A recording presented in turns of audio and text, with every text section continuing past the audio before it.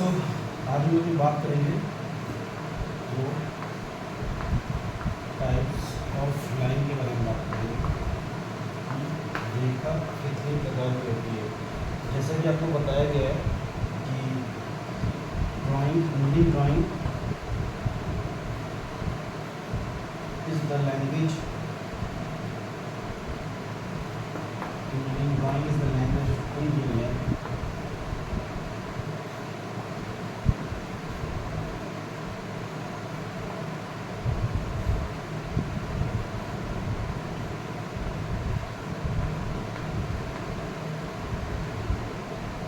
तो हम कह सकते हैं कि जिस प्रकार से इंजीनियरिंग ड्राइंग एक इंजीनियर और इंजीनियर्स के बीच की लैंग्वेज है, उसी प्रकार से जो मेरा लाइन है वो उस लैंग्वेज में, जो भी लैंग्वेज आप सीखते हैं पहले, तो उस लैंग्वेज में उसके व्याकरण और उसके वर्णमाला के बारे में जानकारी होती है। तो लाइन जो है इस इंजीनियरिंग ड्राइंग की लैंग्वेज का लाइन जो है उसमें वर्णमाला और व्याकरण कहलाता है। और जब तक आप लोग को वर्णमाला और व्याकरण के बारे में जानकारी नहीं होगी, जब तक आपको अल्फ़ाबेट्स के बारे में जानकारी नहीं होगी और उसके ग्रामर के पोर्शन के बारे में जानकारी नहीं होगी, आप किसी भी लैंग्वेज को इतनी आसानी से नहीं सीख सकते जितने आसानी से सीखा जा सकता है। तो इसी क्रम में जो मेरी लाइन है वो कितने प्रकार की लाइन होती है इसके बारे में आप जानकारी करेंगे। बेसिकली जो लाइन होती है वो 10 प्रकार की होती है और 10 प्रकार में भी कैटेगराइज किया गया A, B, C, D, E। ठीक है, इसके बाद और देखेंगे। तो एक प्रकार की जो लाइन होती है जिसे हम लोग बोलते हैं कंटिन्यूअस थिक लाइन।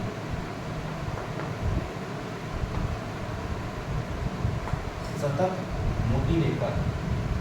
अब ये कहाँ का यूज होता है? तो ए वाली जो लाइन होती है उसके दो जगह यूज होते हैं, A1 और A2 के फॉर्म में। पहली जगह यूज होती है विजिबल आउटलाइन बनाने के यूज में, विजिबल आउटलाइन, और दूसरी जगह यूज होती है विजिबल एजेस बनाने के लिए। जो दृश्य रेख हमको दिख रहा है, जो भी एज हमको दिख रहा है, ठीक है, या जो भी आउटलाइन या बाउंड्री हमको दिख रही है, उसको बनाने के लिए हम लोग कंटिन्यूअस थिक लाइन का यूज़ करते हैं, जिससे हम लोग बाउंड्री लाइन को कहते हैं। ये वही एक प्रकार की रेखा। अब हम देखते हैं बी प्रकार की रेखा। तो बी प्रकार की जो रेखा है उसको 9 भाग में तोड़ा गया है। पहला है B1। B1 प्रकार की जो रेखा होती है वो बोलते हैं उसे डायमेंशन लाइन। ये डायमेंशन रेखा होती है, जो कि आपको बताया गया था कि डायमेंशन रेखा कैसे दिखाई जाती है। इस प्रकार से ये डायमेंशन रेखा दिखाई जाती है। ठीक है, ये जो रेखा होती है बी रेखा जो होती है ये एक तरह से कंटिन्यूअस थिन लाइन में कैटेगराइज होती है। ठीक है, और उस कंटिन्यूअस थिन लाइन में जो पहला है वो है डायमेंशन लाइन। ठीक है, दूसरा है B2। B1 के बाद B2 आया।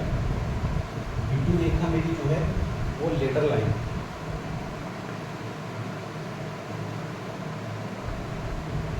लेटर लाइन क्या होती है? जैसे आपको भी बताया गया था कि किसी भी स्क्वायर में या कोई भी क्रॉस सेक्शन दिखाने के लिए हमको अगर इस सर्कल का डाया या रेडियस दिखाना होगा तो हम लोग कैसे दिखाएंगे? इस प्रकार से दिखाएंगे। आउटलाइन के बाहर जाके उसको घुमा देंगे और उसके आगे लिख देंगे R20 या 550। मतलब ये जो रेखा है ये जो 45 डिग्री पे इंक्लाइन है, ये जो 45 डिग्री पे इंक्लाइन है, जो कि आउटलाइन के बाहर जाने के बाद हॉरिजॉन्टली कर दी जाती है, उस लाइन को हम लोग बोलते हैं लेटर लाइन। ठीक है, नेक्स्ट B3 प्रकार की लाइन। B3 प्रकार की जो रेखा होती है उसे हम लोग बोलते हैं एक्सटेंशन लाइन,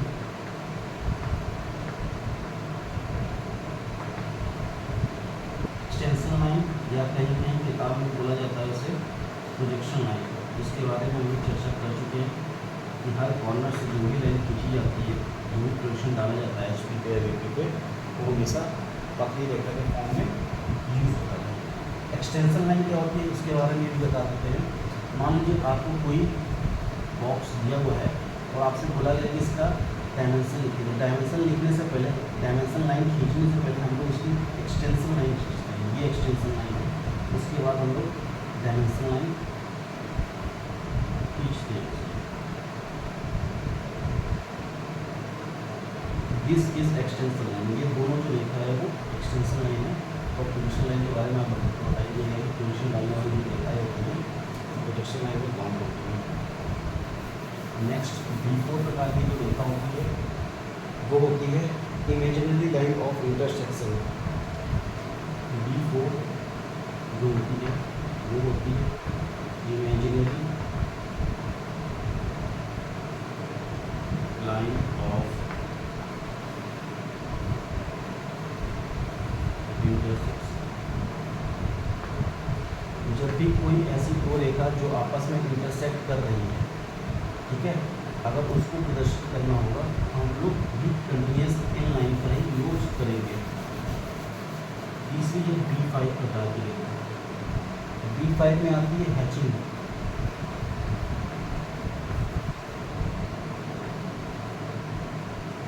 हैचिंग, हैचिंग क्या होता है?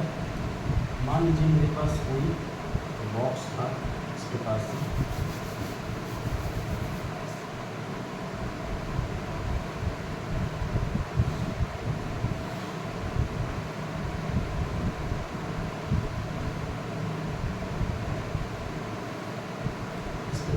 बॉक्स था मेरे पास और हमने इसको दो भाग में डिवाइड कर दिया इस प्रकार से।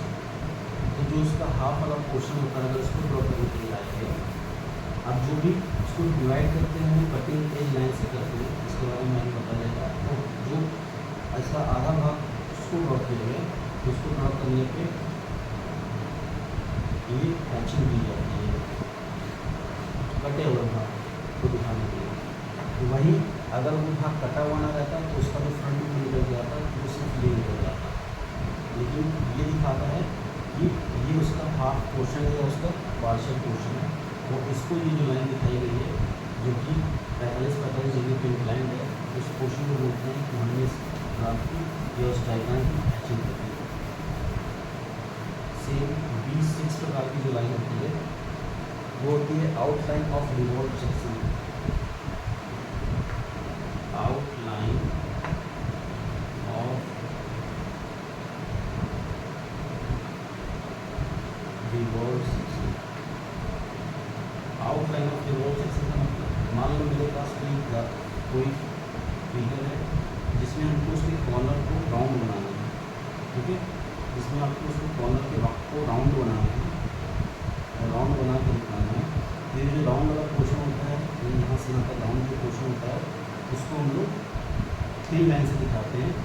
बाकी जितने भी ये पोर्शन होंगे, ये जितने भी पोर्शन होंगे, ये जितने भी पोर्शन होंगे, पोर्शन ये ठीक रहेंगे, लेकिन जो राउंड सेक्शन किया गया है, इसको राउंड किया गया है, वो हमको थिन लाइन से दिखाते हैं, इसलिए इसको बोला जाता है आउटलाइन ऑफ रिवॉल्व सेक्शन। ये सभी रेखाएं पतली रहेंगी जो भी आपको B की फॉर्म में बताई जाएगी। नेक्स्ट है B7 short centre line. B7 है short centre line. Short centre line वे लाइन जिनको हम लोग एक्सिस के फॉर्म में दिखा सकते हैं। एक्सिस के फॉर्म में दिखाने का मतलब कि मान लो मेरे पास कोई छोटी सर्कल है, छोटा सर्कल है, अब जो सेंट्रल एक्सिस लाइन होती है वो इस प्रकार से होती है, जो कि आपको पढ़ाएंगे, ठीक है। लेकिन इस छोटे सर्कल में हम तो सेंट्रल एक्सिस दिखा नहीं सकते, इसलिए इसका सेंट्रल एक्सिस दिखाने के लिए हम इसको पतली रेखा में इस प्रकार से दिखा देते हैं। तो ये होता है शॉर्ट सेंट्रल लाइन, ये डार्क रहेगा और जो इसकी एक्सिस होंगे वो शॉर्ट सेंट्रल लाइन का फॉर्म बनाएंगे। ठीक है, इसलिए आपको इसमें उस लाइन के बारे में जानकारी होनी चाहिए, इसलिए कौन कौन सी लाइन कहाँ कहाँ यूज होगी उसके बारे में। नेक्स्ट आती है B8, जिसे बोलते हैं डायगोनल लाइन। डायगोनल मतलब होता है विकर्ण, विकर्ण रेखा। कोई भी इमेज में आपको अगर डायगोनल बनाना है, ये इमेज एक कंटिन्यूस लाइन से बनेगा। ठीक है, अगर वो कुछ नहीं कर और जो उसकी डायगोनल्स होंगी वो पतली रेखा के फॉर्म में बनेंगी, इसलिए इसका नाम रखा गया है डायगोनल लाइन। नेक्स्ट जो रेखा है B9 प्रकार की रेखा, ये B सेक्शन के अंदर चल रहा है। A सेक्शन बताया continuous thick line, B section है continuous thin line. Continuous thin line भी 9 टाइप है, 9 टाइप है। थ्रेड लाइन,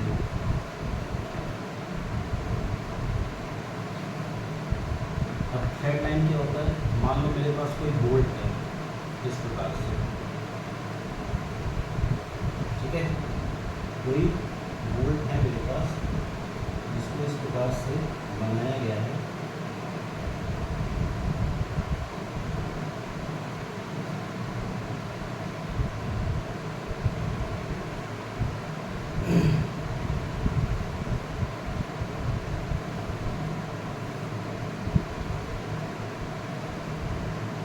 ये बोल्ट बनाया गया है, एक मान लो मेरे पास बोल्ट है, नट बोल्ट वाला बोल्ट है, इसके अंदर थ्रेडिंग की गई है। ये थ्रेडिंग, अगर इस थ्रेडिंग को आपको बनाने को बोला जाए, इस थ्रेडिंग को कैसे दिखाओगे, तो इस थ्रेडिंग को दिखाने का तरीका ये है, इस बोल्ट का अगर फ्रंट व्यू हमको बनाना होगा तो हम बोल्ट का जो फ्रंट व्यू बनाएंगे वो कुछ इस प्रकार से बनाएंगे।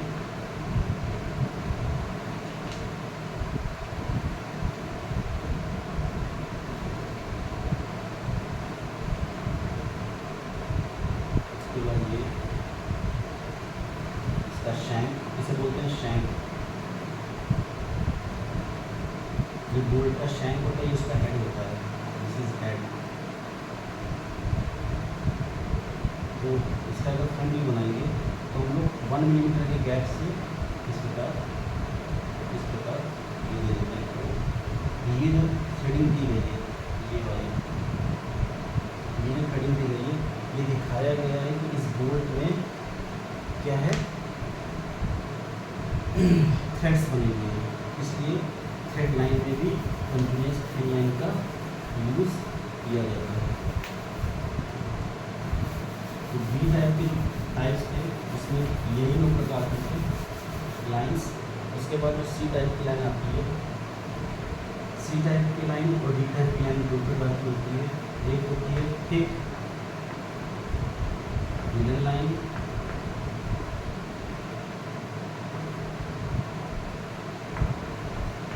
और एक होती है thin hidden line. Thick hidden line और थिन हिडन लाइन वे एजेस जो नहीं दिख रहे हैं सामने से फिगर में बट प्रेजेंट हैं, वे एजेस जो सामने से नहीं दिख रहे हैं और प्रेजेंट हैं, उनको दिखाने के लिए हम लोग हिडन लाइन का यूज़ करते हैं। मोटी हिडन रेखा 2-2 मिलीमीटर की डिस्टेंस पे, और एक होती पतली हुई हिडन लाइन। ये 2 प्रकार की लाइन होती है। ये वो फिगर्स पे दिखाई जाती है जहाँ पे आपको जो एजेस हैं वो प्रेजेंट हैं लेकिन सामने से मालूम नहीं चल रहे हैं, उनको दिखाने के लिए, प्रदर्शित करने के लिए हम लोग थिक हिडन लाइन और थिन हिडन लाइन का यूज़ करते हैं। जब आप लोग ऑर्थोग्राफिक पोजीशन हम लोग पढ़ेंगे, इसमें बहुत अच्छा रोल ये अदा करेगा। दूसरी होती है P प्रकार की रेखा, जिसे बोलते हैं सेंटर लाइन। ये किसी भी एक्सिस को दिखाने का काम करती है। किसी भी एक्सिस को दिखाने के लिए इस रेखा का उपयोग किया जाता है, सेंट्रोइडल एक्सिस को दिखाने के लिए। सेम F प्रकार की जो लाइन होती है, F प्रकार की जो लाइन होती है वो सेक्शन लाइन होती है, सेक्शन काटने के लिए। जैसे आपको बताया ना कि किसी भी सॉलिड फिगर का अगर हमको सेक्शनिंग करनी है, तो सेक्शनिंग करने का तरीका है उसको 2 भाग में तोड़ना है, तो दिखाना पड़ेगा कि किस भाग से तोड़ रहे हैं। तो उसके लिए हम लोग इस प्रकार की रेखा दिखाते हैं, जिसमें ये रेखा थोड़ी सी मोटी होती है, उसके बाद पतला, छोटा, बड़ा, फिर पतला, फिर बड़ा, और उसके फिर मोटा कर दिया जाता है इसकी तरफ। मतलब इसके जो स्टार्ट होते हैं मोटी रेखा से स्टार्ट होते हैं, फिर सेंट्रल लाइन की तरफ होते हैं, इसके फिर उसको मोटी रेखा से ही बंद कर देते हैं। ये सेक्शन लाइन है, ये बताता है कि हमको कोई फिगर कहाँ पे कट करना है, कहाँ से कट करना है। समझ में आया? ये सेंट्रल लाइन और सेक्शन लाइन के बारे में बात की गई थी। नेक्स्ट जो है रेखा एफ के बाद जी और एच। जी है शॉर्ट ब्रेक लाइन,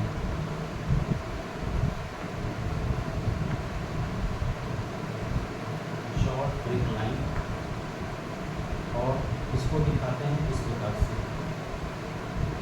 और नेक्स्ट है जो दूसरी है वो है लॉन्ग ब्रेक लाइन,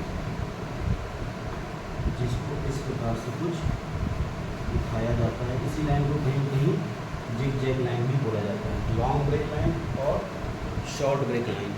तो लॉन्ग ब्रेक लाइन और शॉर्ट ब्रेक लाइन कहाँ यूज होता है? वो रेखा जहाँ पे कोई आपको सेक्शन काट के दिखाना है, और वो सेक्शन का जो लेंथ है, जो भी लेंथ है उसकी दूरी, उसकी लेंथ अगर छोटी है तो हम लोग उसको शॉर्ट ब्रेक लाइन के थ्रू दिखाएंगे, अगर उसको सेक्शन, इसका सेक्शन दिखाना है। और कोई अगर लेंथ बड़ी है तो उसको लॉन्ग ब्रेक लाइन के थ्रू दिखाएंगे। कैसे वो बताते हैं।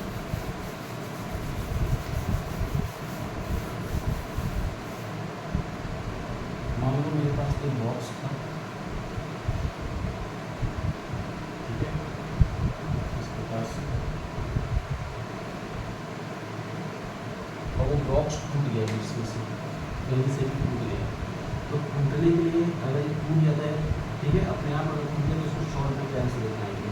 मतलब अगर इसका हमको ये भाग दिखाना पड़ेगा तो हम लोग ये भाग मिटा देंगे और दिखाएंगे कि शॉर्ट ब्रेक लाइन से टूट गया। बट यही भाग अगर काफ़ी लंबा होता, ठीक है, यही भाग अगर काफ़ी लंबा होता तो हम लोग इसको शॉर्ट ब्रेक लाइन से ना दिखा के हम इसको लॉन्ग ब्रेक लाइन से करके दिखाते कि ये इसका लॉन्ग ब्रेक लाइन था जो कि टूट गया, अगर इसकी लेंथ काफ़ी बड़ी होती तो।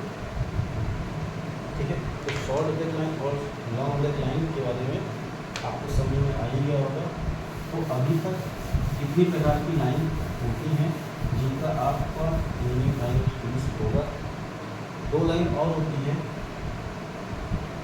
चेन टिक लाइन, ठीक है, और एक होती है chain thin double dash line.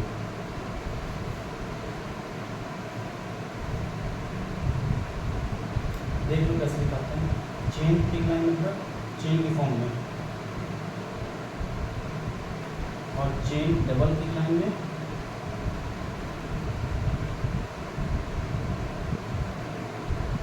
Chain double thin line में क्या होगा? बड़ी रेखा, बीच में 2 छोटी रेखा, फिर बड़ी रेखा, फिर बीच में 2 छोटी रेखा, फिर बड़ी रेखा, फिर बीच में 2 छोटी रेखा। ये डबल डैश लाइन होगी चेन की। इसका यूज़ हम लोग आगे जब बिल्डिंग ड्राइंग बनाने का काम आता है या कहीं पे यहाँ पे ऐसे सेक्शंस मौजूद होते हैं जहाँ पे इसको निर्देशित किया जाता है, तो वहाँ पे इसको दिखाने का काम आता है। तो हम लोग टाइप्स ऑफ लाइन में कितने प्रकार की 10 टाइप्स की लाइन पढ़े, और 10 टाइप्स की लाइन में आपको मेनली 8 लाइन्स का उपयोग देखने को मिलेगा। और लाइन को जैसे ही बताया गया है कि लाइन बहुत इम्पॉर्टेंट लैंग्वेज है किसी भी इंजीनियरिंग विभाग में। अगर आपको लाइन लैंग्वेज नहीं पता है तो आप फिर उसको ड्रॉ नहीं कर सकते। ठीक है, तो आज की वीडियो देखने लगते हैं। नेक्स्ट जो भी वीडियो आएगी उसके लिए अपडेट कर दी जाएगी।